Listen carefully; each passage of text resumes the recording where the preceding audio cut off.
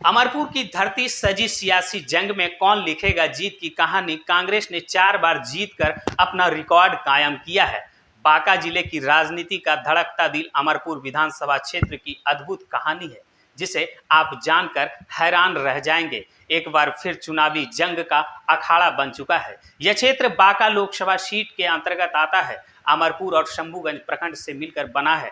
1957 में स्थापित यह सीट बिहार की राजनीति में चाणक्य नीति वाला सीट के नाम से आज भी यह मशहूर है। अमरपुर में 16 बार इस विधानसभा सीट पर चुनाव हुआ है। इस सीट का इतिहास उतना ही दिलचस्प है जितना कि यहाँ की राजनीति।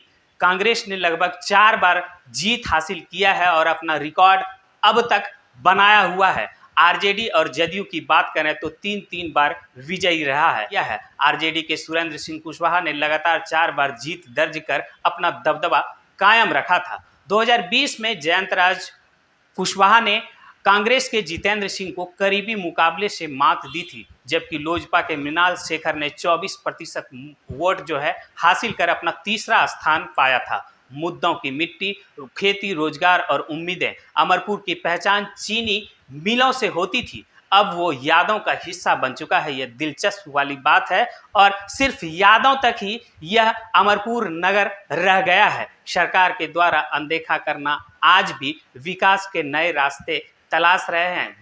जहां तक सरकार की बात है, सरकार के अनदेखा करने की वजह से आज अमरपुर गुड़ नगरी नहीं कहलाते हैं, गुड़ नगरी नगण्य हो चुका है। यहाँ गुड़ नहीं उपजता है।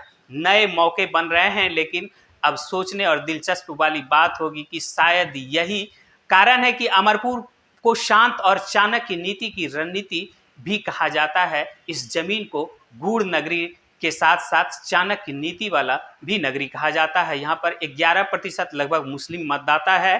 अनुसूचित जाति के मतदाता भी यहाँ लगभग 3% है। बिहार में इस बार 2 चरणों में चुनाव का मतदान होना है।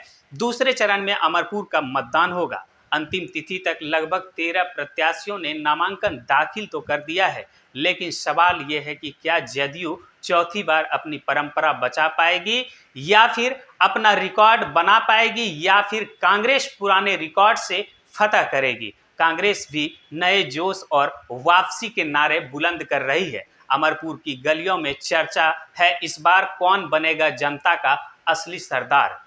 अमरपुर के हर चौक चौराहे पर इस प्रकार की चर्चाएं हो रही है।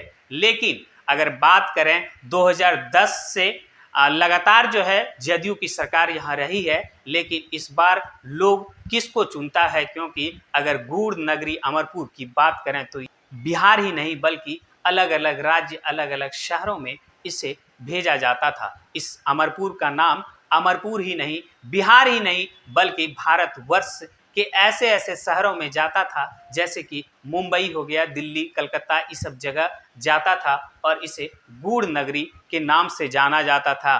भारत के किसी भी कोने में लोग चले जाते थे, सिर्फ अमरपुर कहता था तो उसे एक ही आवाज़, एक ही उधर से हुंकार आता था, क्या वही गुड़ नगरी अमरपुर जहाँ की गुड़ उपजता है और हम लोग वहाँ से मंगाते हैं, जहाँ की मिठास के साथ गुड़ आता है, वही गुड़ नगरी के रहने वाले हैं आप। इस प्रकार की आवाज़ सुनाई पड़ता था। लेकिन आज वही गुड़ नगरी अमरपुर में जितने भी मिल हैं सभी बंद पड़े हुए हैं। किसान गन्ना की खेती करना छोड़ दिए हैं, क्योंकि सरकार उसे सही तरीके से उस किसान पर, उसके जो उपजाऊ होते थे गन्ना, उस पर सही तरीके से ध्यान नहीं दे पाते थे। ये सबसे बड़ी बात है।